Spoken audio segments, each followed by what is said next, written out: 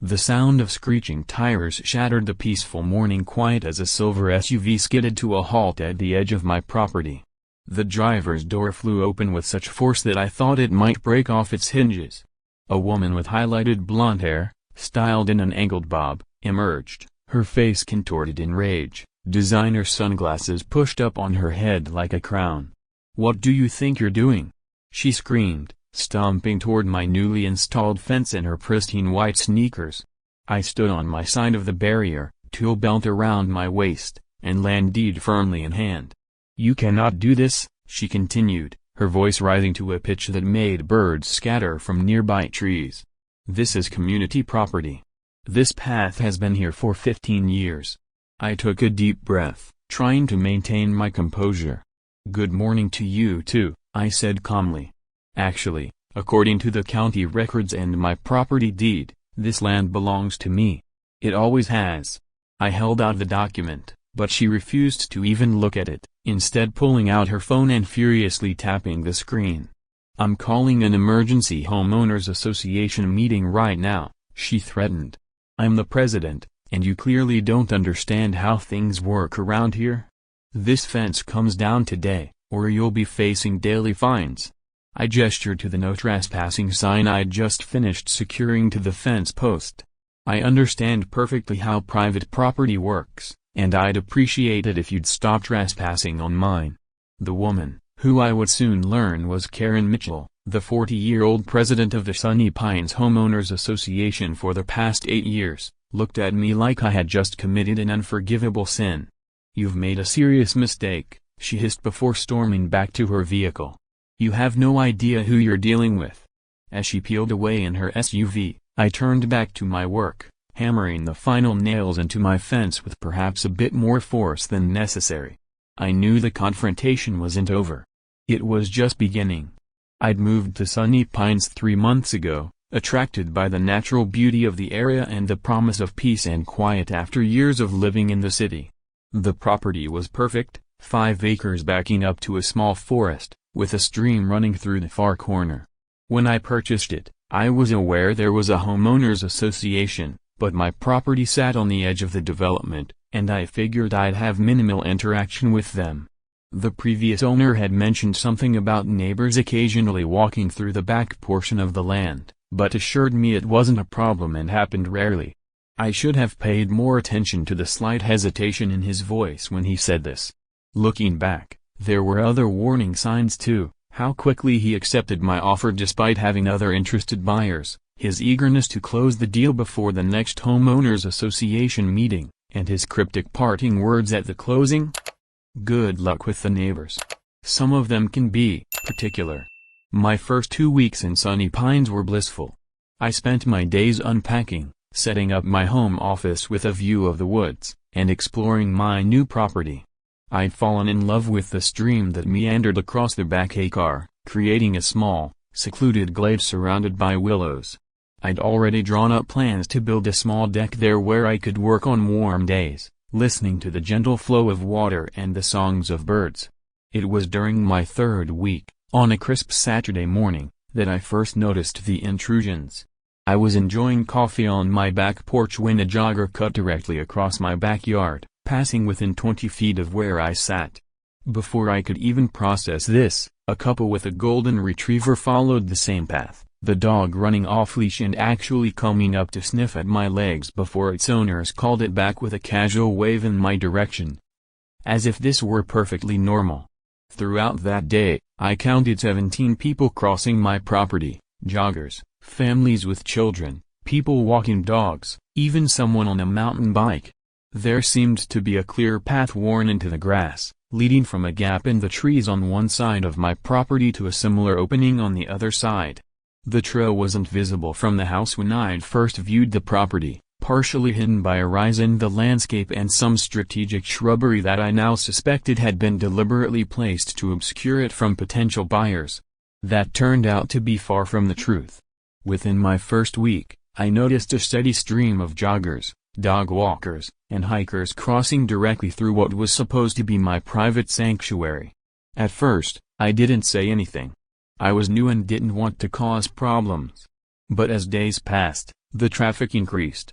People would let their dogs run off-leash, and I found litter scattered along what was clearly being treated as a public trail. When I consulted my property maps again, I confirmed what I already knew: the entire area was my private property, with no easements or rights of way listed. Owner had simply allowed the trespassing to continue, probably to avoid confrontation with neighbors who had grown accustomed to using the shortcut. The trail connected the main subdivision to a popular community park about half a mile away, saving residents a 15-minute detour around my property. I spent the next day observing the pattern of traffic from a distance, noting peak times and taking photographs. The steady stream of trespassers continued from dawn until dusk, with some people even using flashlights to navigate the path after dark. What bothered me most wasn't just the invasion of privacy, though that was considerable, but the complete disregard for my property. Dog owners allowed their pets to relieve themselves on my land without cleaning up. Children veered off the path to pick wildflowers I'd been carefully cultivating. One group even stopped midway to have a picnic, leaving behind wrappers and an empty soda can. For you, a free like is easy. But for me, it is the greatest support and encouragement. For this video, can you give me 1 like and 1 subscription? Thank you very much. That evening, I called my real estate agent to ask if she'd been aware of this situation. Her uncomfortable silence told me everything I needed to know before she finally admitted, there may have been some mention of an informal pathway in the disclosure documents. When I reviewed the paperwork, I found a single, vague sentence buried on page 17 of the seller's disclosure: neighboring residents may occasionally traverse the southern portion of the property. This deliberate understatement now seemed like a calculated attempt to minimize what was clearly a significant issue. The following day, I drove to the county records office to research the history of my property and the surrounding development. The clerk, a helpful woman named Margaret who'd worked there for decades, assisted me in locating all relevant documents. This is actually quite common, she told me as we pored over property maps. Developers often promise buyers access to amenities like parks or lakes, then realize too late that they don't have proper easements in place. Instead of fixing it legally, they just hope no one notices or complains. I decided to approach the situation diplomatically. I posted polite signs asking people to please respect private property and find alternative routes. These were promptly removed. I then tried standing outside and gently informing passers-by that they were crossing private land. Most apologized and seemed genuinely unaware, but several dismissed me outright. "We've been using this path for years," was the common refrain. One man in particular, who I would later learn was Karen's husband, actually left and said, "Good luck with that, newbie." My next attempt at resolving things peacefully was to research alternative routes. I spent an entire weekend exploring the neighborhood, taking careful notes and photographs, and found that there was actually a perfectly viable path that could connect the subdivision to the park without cutting through anyone's private property. It would add perhaps 3 minutes to the walk, hardly an inconvenience. I created detailed maps showing this alternative route and even offered to help establish it by clearing some overgrown brush along one section. I printed these maps and placed them in weatherproof sleeves attached to posts at both entrances to my property where people were crossing. Alongside them, I posted a polite note explaining that while I understood the convenience of the current path, it crossed private property, and I was proposing this alternative for everyone's benefit. I even offered to contribute financially to creating proper signage for the new route if the homeowners association would work with me. Within 24 hours, these, too, had been removed. Not just removed, I found the crumpled remains in my mailbox with a handwritten note that simply said, "Not happening." The handwriting, I would later confirm, matched Karen's signature on homeowners association documents. Still trying to avoid confrontation, I decided to speak directly with my immediate neighbors to explain the situation and gain some support. Most were sympathetic when faced with the actual facts. "Had no idea it was private property," said the elderly couple who lived to my east.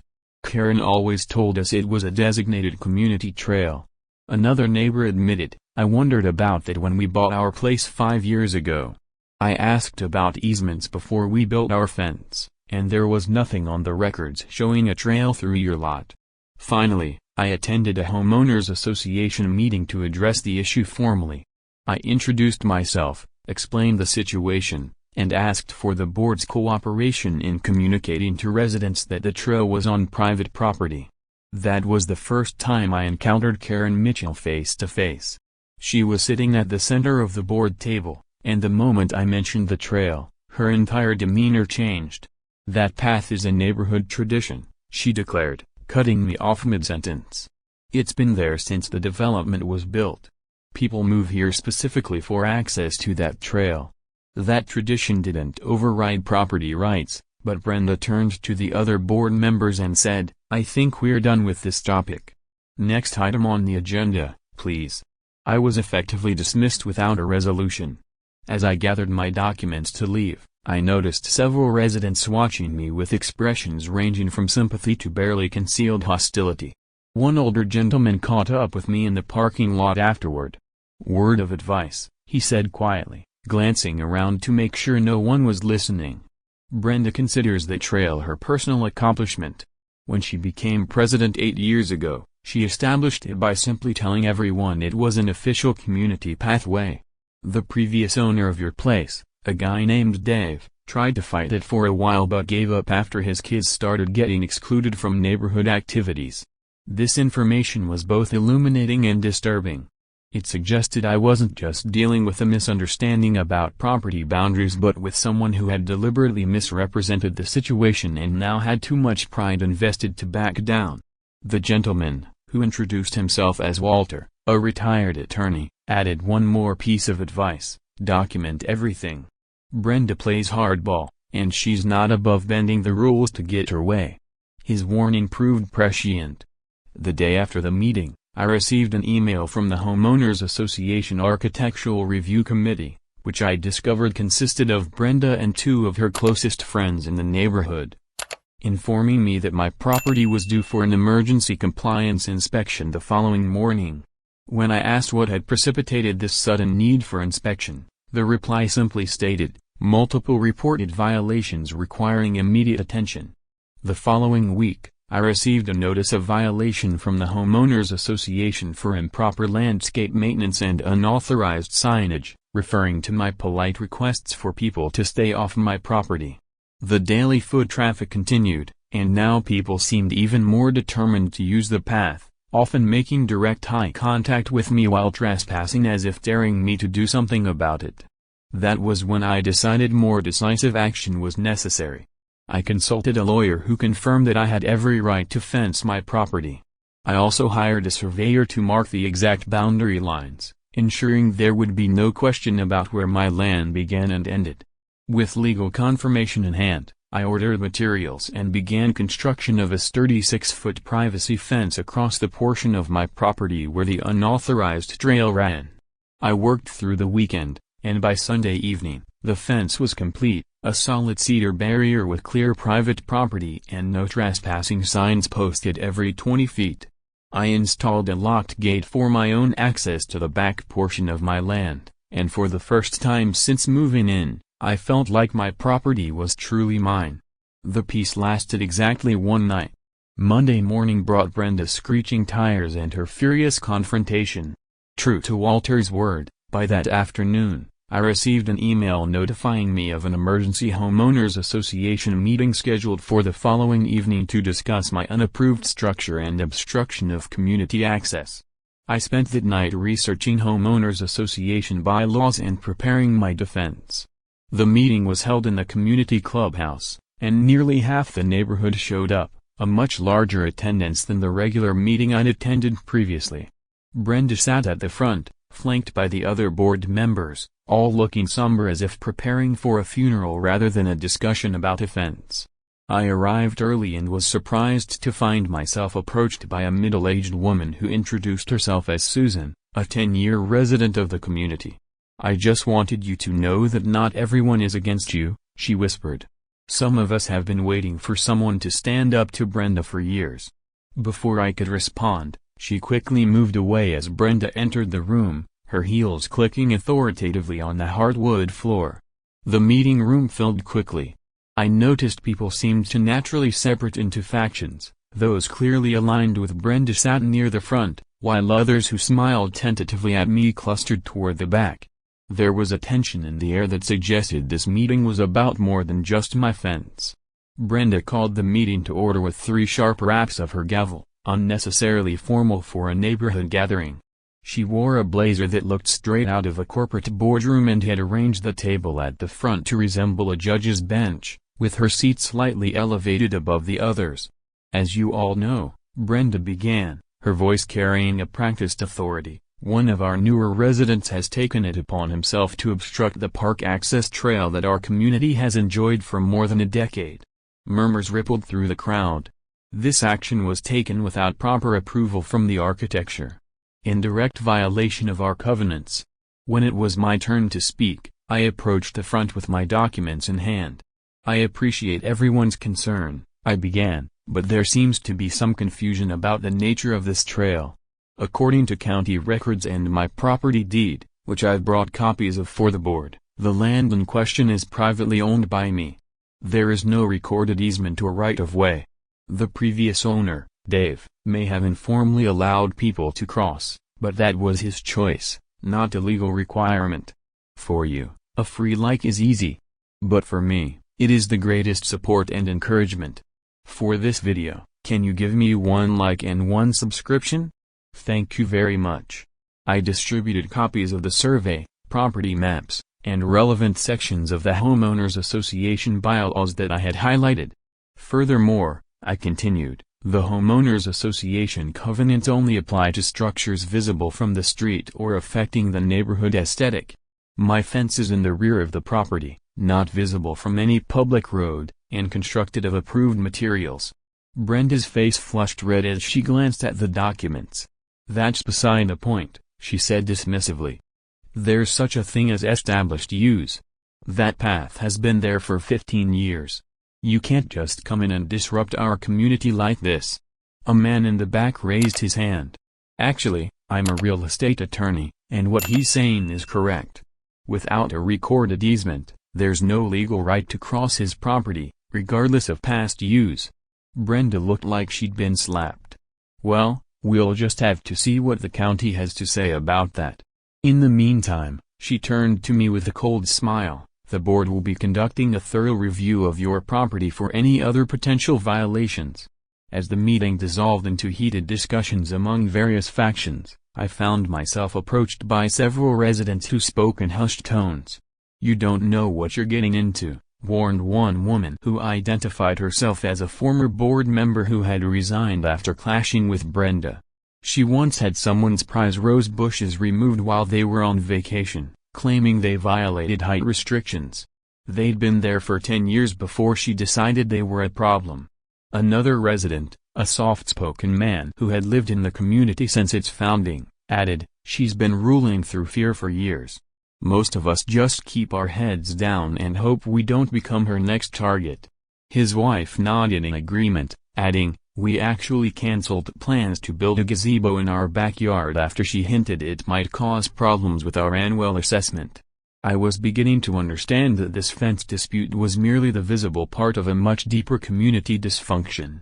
Brenda had apparently spent years consolidating power and using the Homeowners Association as a personal enforcement mechanism for her preferences and vendettas. What I had stumbled into was not just a property boundary issue but a long-simmering powder keg of resentment and fear. True to her word, the following week brought a flurry of violation notices. My mailbox was supposedly 2 inches too low. My front lawn exceeded the maximum allowed grass height by a fraction of an inch. The color of my back deck stain didn't precisely match the approved color chart. Each violation carried a potential fine, and each required time and resources to address or dispute. The pettiness reached almost comical levels.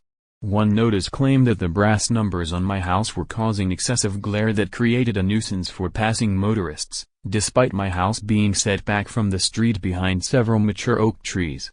Another cited improper placement of garbage bins, even though I had carefully followed the written guidelines and placed them exactly where my neighbors did.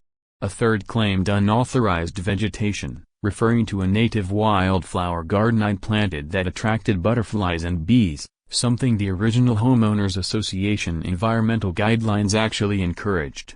I documented each absurd claim with photographs and measurements, keeping a detailed log of the harassment.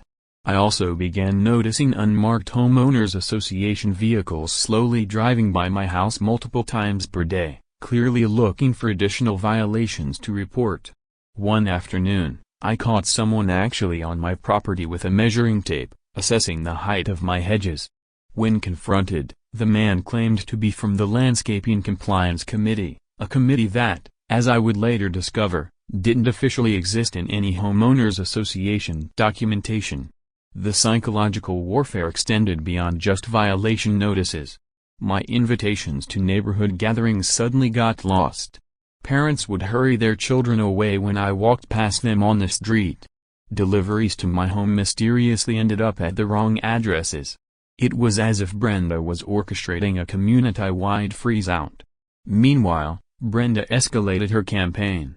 I discovered she had created a post in the neighborhood Facebook group portraying me as a selfish newcomer intent on destroying community traditions.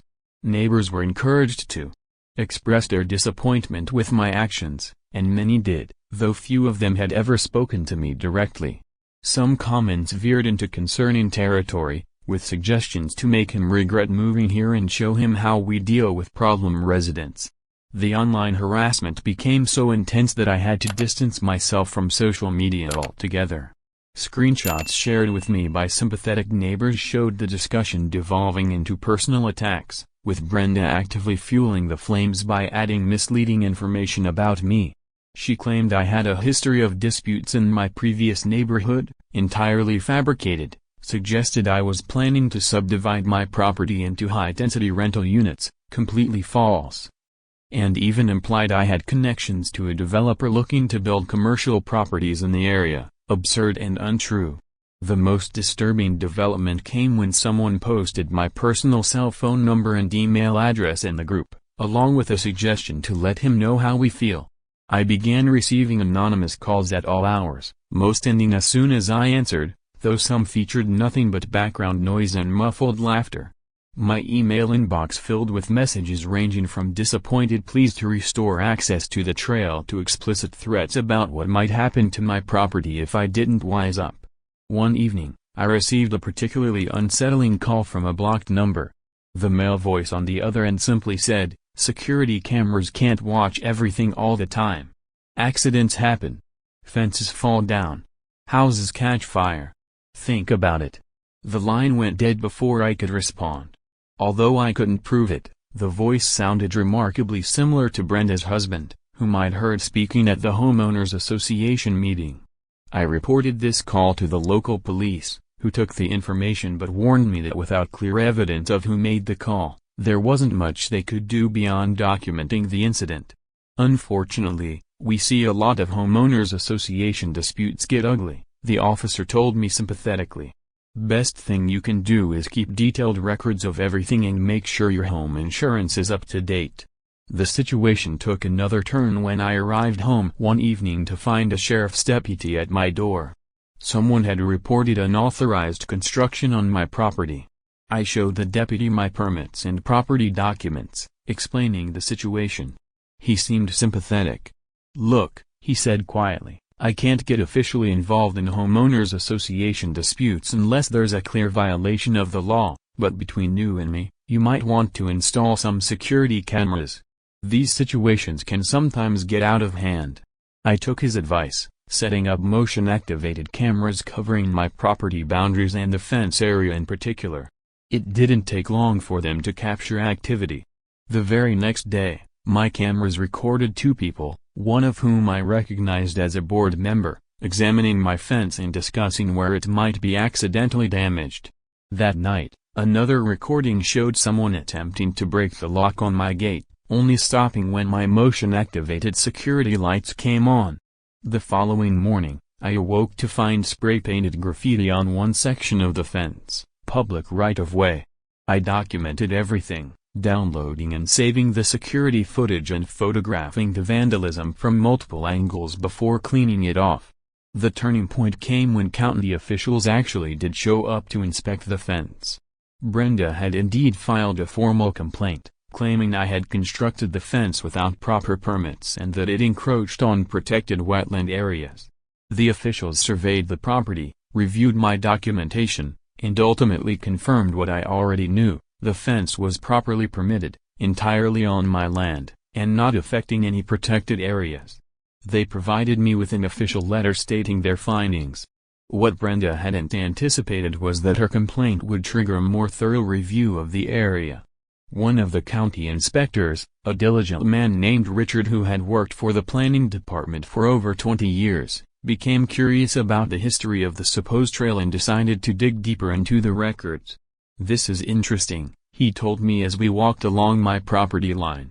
According to the original development plans from 15 years ago, there was a proposed walking path in this general area, but it was never approved or constructed because of concerns about disrupting the natural watershed.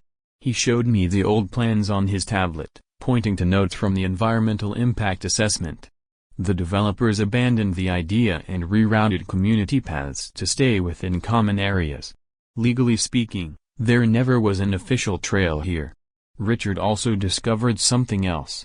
The previous owners of my property, Dave and his family, had actually filed complaints about trespassing 5 years earlier but had eventually given up after facing similar pressure from the homeowners association.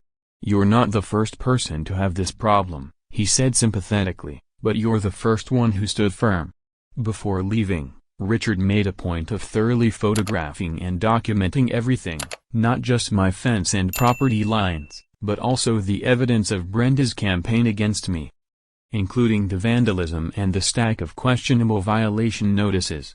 "Just doing my job," he said with a significant look, "making sure everything's properly documented for the county records." Armed with this official validation, I decided it was time to go on the offensive. I forwarded all my documentation, the deed, survey, security footage of vandalism attempts, photos of the graffiti, and the county's determination, to my lawyer, who drafted a cease and desist letter addressed to Brenda personally and to the Homeowners Association Board as a whole. The letter outlined the pattern of harassment, the false violations, and the attempts to damage my property. It made clear that any further actions against me or my property would result in legal proceedings for harassment and potentially criminal charges for vandalism or trespassing. My lawyer, a no-nonsense woman named Evelyn who specialized in property disputes, didn't mince words when we discussed strategy. "This goes beyond a typical neighbor disagreement," she said, reviewing the extensive documentation I compiled.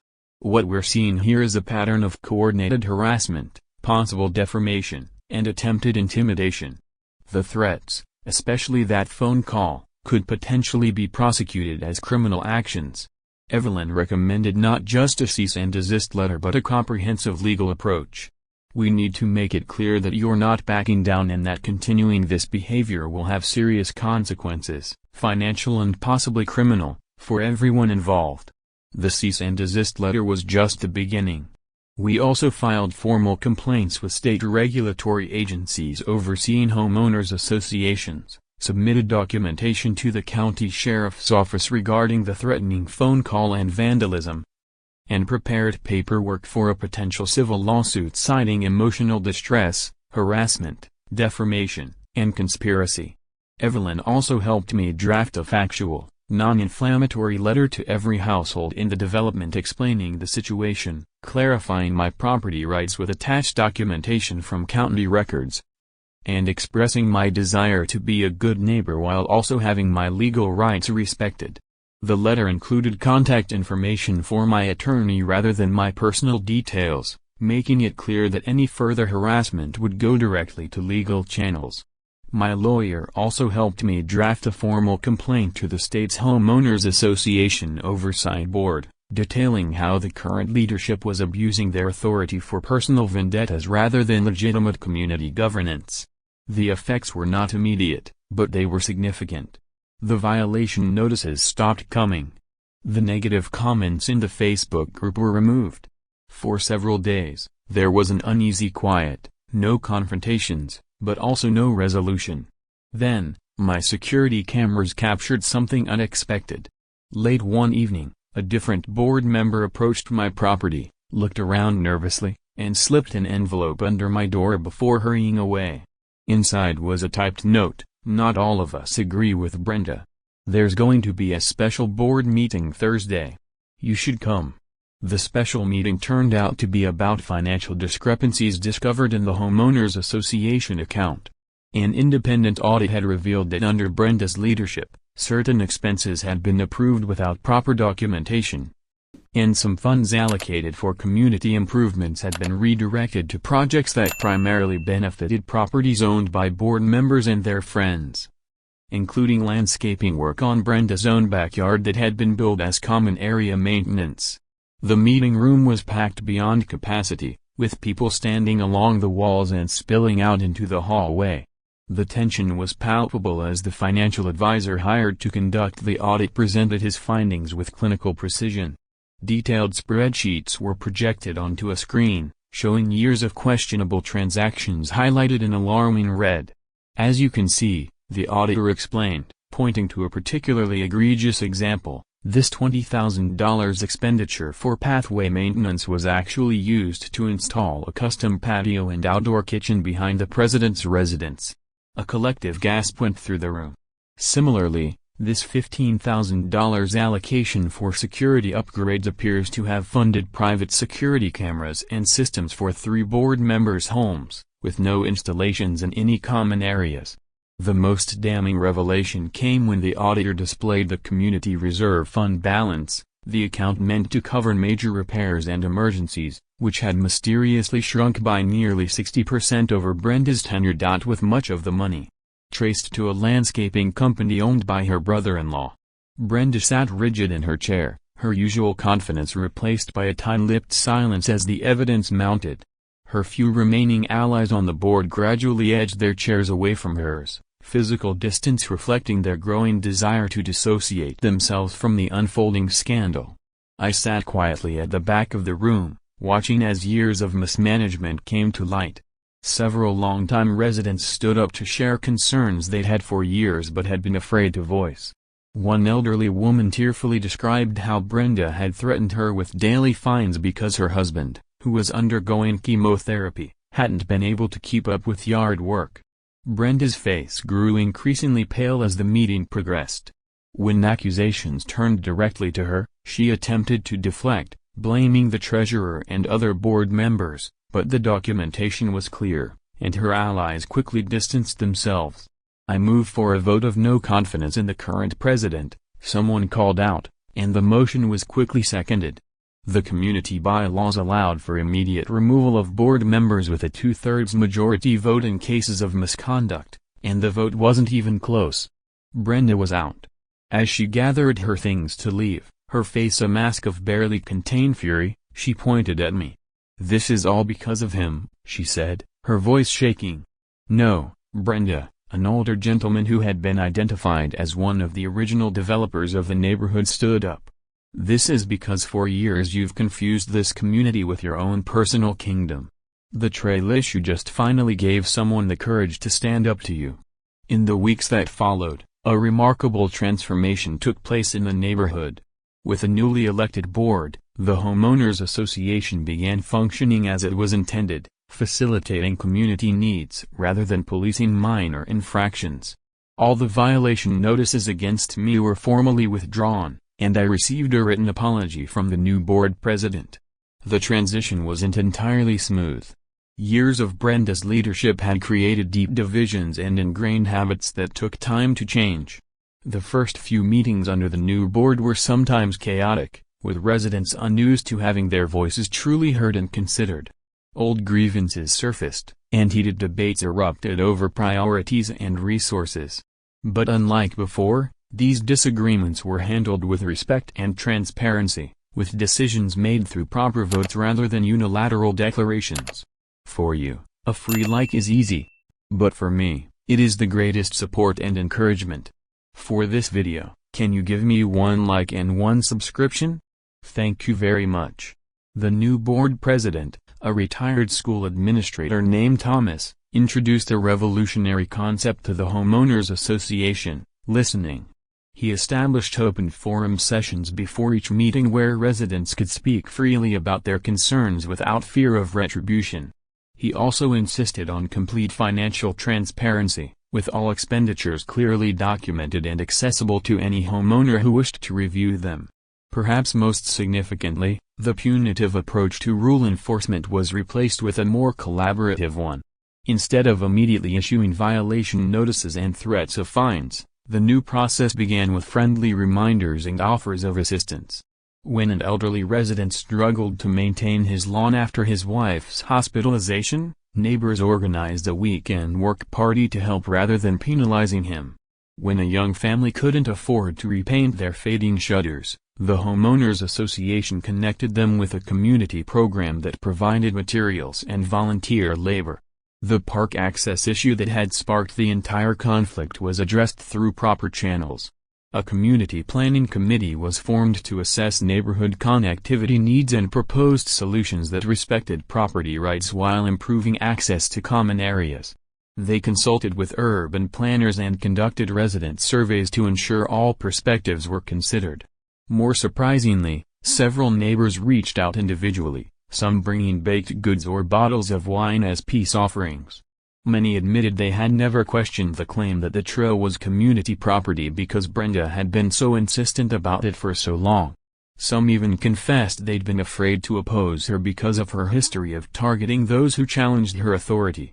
One Saturday morning, about a month after the special meeting, I was working in my front garden when a group of neighbors approached. They weren't carrying pitchforks or protest signs, but tools and saplings. "We had an idea," one of them explained. "Since the old trail is closed, and we all understand why it needed to be, we thought maybe we could create a new one along the proper boundary line, with your permission for the section that borders your property. The homeowners association has approved funds to install proper signage and maintenance." I was taken aback by the gesture. They weren't demanding access or claiming entitlement, they were asking permission and offering to do things the right way. We spent the morning walking the property line, discussing options for a path that would respect my privacy while still providing convenient park access for the community. As we worked out the details, one of my former most vocal critics approached me privately. "I owe you an apology," he said. "I've lived here for 12 years, and I just assumed Brenda knew what she was talking about with the trail. I never bothered to check the facts. It's water under the bridge," I assured him. He shook his head. "No, it's more than that. You standing your ground didn't just resolve a property dispute, it exposed problems that had been festering here for years. This place feels like a community again, not a dictatorship." A week later, a real estate sign appeared in front of Brenda's house. The rumor was that she'd decided the neighborhood had gone downhill and was moving to an even more exclusive development across town. I couldn't help but feel a twinge of satisfaction, though I kept it to myself. The new trail opened 2 weeks later, properly marked and maintained, running along the edge of my property rather than through it. To everyone's surprise, I volunteered to help with the landscaping work, planting native flowering shrubs along sections of the path. One evening, as sunset approached, I was adding mulch around the new plantings when a family walked by on the trail, parents with 2 young children and a golden retriever on a leash. They stopped when they saw me. "You're the fence guy, right?" the father asked, but there was no hostility in his voice. I nodded, brushing dirt from my hands. "The kids wanted me to tell you they like the new path better," he said. "They've been counting butterflies on these flowers you planted." The mother smiled. "We moved in just after you did, so we didn't know about all the drama until it was over, but everyone says things are much better now." I looked at my property, truly mine now, peaceful and private, yet still harmoniously connected to the community through proper boundaries and mutual respect. "Sometimes," I said, watching the children point excitedly at a swallowtail butterfly landing on one of the flowers, "good fences really do make good neighbors." As they continued their walk, I gathered my gardening tools and headed back to my house.